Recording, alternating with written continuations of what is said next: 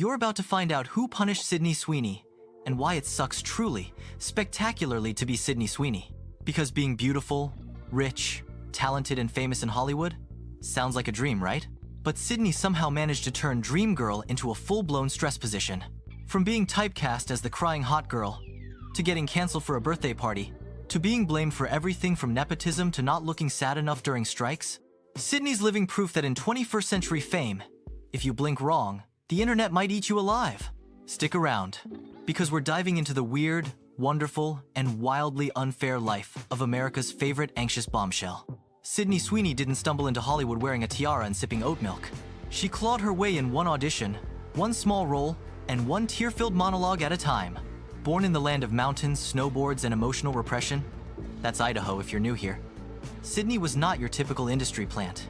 In fact, she was more like a cactus in a desert full of orchids. She once famously put together a 5-year business plan to convince her parents to let her act. That's right.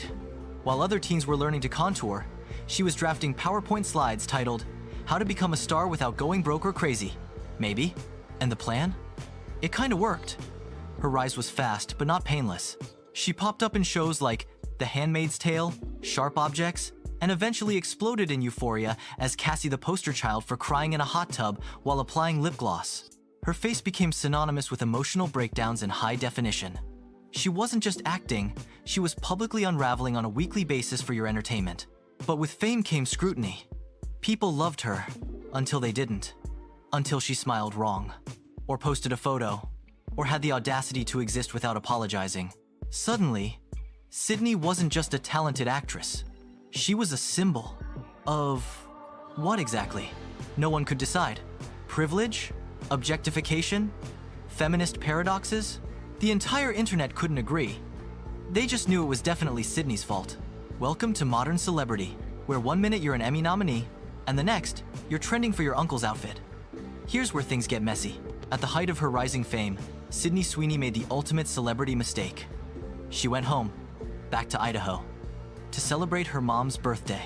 But this wasn't just any wholesome family party. No, this was a Cancel Me Now starter pack featuring cowboy hats, red, white, and blue decorations, and, in one blurry photo, a family member in a hat that looked kinda MAGA. Cue the internet losing its mind. People weren't just mad, they were professionally offended. Articles dropped. Think pieces launched. A simple party turned into a political scandal because Sydney didn't personally inspect every accessory in the room before singing happy birthday. She had to publicly clarify she wasn't making a political statement, wasn't endorsing anything, and was just trying to throw her mom a nice party without being turned into the main course on Twitter. Then came the too rich to complain discourse. Sydney opened up in interviews about how, despite being booked and blessed, she couldn't afford to stop working. The internet? Wow, tragic. A millionaire has bills. But what people missed is that Sydney didn't come from money. She's talked openly about growing up broke, how her family lost their home, and how she's basically financing her own career. No nepo-baby here, just a girl with a 5-year spreadsheet and anxiety. Still, social media crowned her a nepo-baby anyway. Because in the logic of the internet, if you're on a red carpet and you have cheekbones, someone must have paved your way with diamonds. Facts don't matter, only vibes. And then, the ultimate crime, being too attractive. Sydney suddenly became the poster girl for aesthetically problematic. Was she empowering or just performing? Was it feminism or thirst trapping? The camera loved her, which obviously was her fault. Never mind that she didn't choose the lens, lighting, scripts, or wardrobe. She just showed up, cried on cue, and tried not to break under 8 layers of contour and pressure. Even her silence got her dragged. During the Hollywood strikes, she marched on picket lines, gave interviews, and still got accused of not doing enough. Because unless you're live streaming your protest while setting fire to your SAG card, apparently it doesn't count. All while this was happening, Sydney was producing films, building a brand, and trying to evolve beyond the pretty girl who suffers. But every step she took was judged. Too mainstream? Sell out? Too indie? Try hard? Too quiet? Problematic? Too vocal? Also problematic. Welcome to the celebrity paradox, where the rules are fake and the judgment is real. So yes, Sydney was rich, famous, and talented. But she was also exhausted, misread, and picked apart like a public piñata. Fame, it turned out, wasn't a dream. It was a game she never fully agreed to play. And every round had new rules. The climax of Sydney Sweeney's rise wasn't one dramatic explosion. It was a slow burn, like watching someone try to stay calm while their house catches fire. Politely, one room at a time. By the time she was starring in blockbuster movies, headlining campaigns, and launching her own production company, she should have been riding high. Instead, she was walking a tightrope over a pit of online critics with flaming pitchforks. Take her romantic comedy with Glenn Powell. On paper, it was classic. Two hot people, flirty banter, beachside chaos. But the internet couldn't leave it alone. Rumors of a secret affair exploded not because of facts, but because their chemistry in the trailer was too convincing. That's right. Sydney's big crime was acting well. People analyzed every glance, every laugh, every awkward red carpet interaction. Suddenly, she wasn't just promoting a movie, she was starring in a full-blown conspiracy theory. Meanwhile, she had a fiancé. Glenn had a girlfriend, and both probably regretted not filming the rom-com in Antarctica, far from TikTok detectives and tweet threads longer than the actual script. But the real gut punch? The more success Sydney gained, the more it became ammunition. Got a beauty campaign? Must be selling out. Got a lead role in a Marvel-adjacent thriller? Nepotism strikes again. Bought a house for her family? Clearly fame's gone to her head. At one point, Sydney couldn't even post a selfie without sparking essays about whether she represented everything wrong with feminism, beauty standards, or society in general. It's like being in a group project with 8 billion people and everyone hates how you formatted the Google Doc. Then came the Madam Web era. Yes, that glorious moment when Sydney joined the Marvel multiverse, only to end up in one of the most memeable flops of the year. Critics roasted the script. Audiences were confused. And Sydney? She smiled through it all, promoting the film like a professional, while probably whispering, "Please don't ask me about this again," between interviews. Her performance wasn't the problem, but when the ship sinks, everyone blames the ones still smiling on deck. Meanwhile, she was trying to build something bigger. Her own production company, 50/50 Films. Her goal? Tell stories that mattered. Elevate new voices. Show women as complex human beings instead of soft-focused props.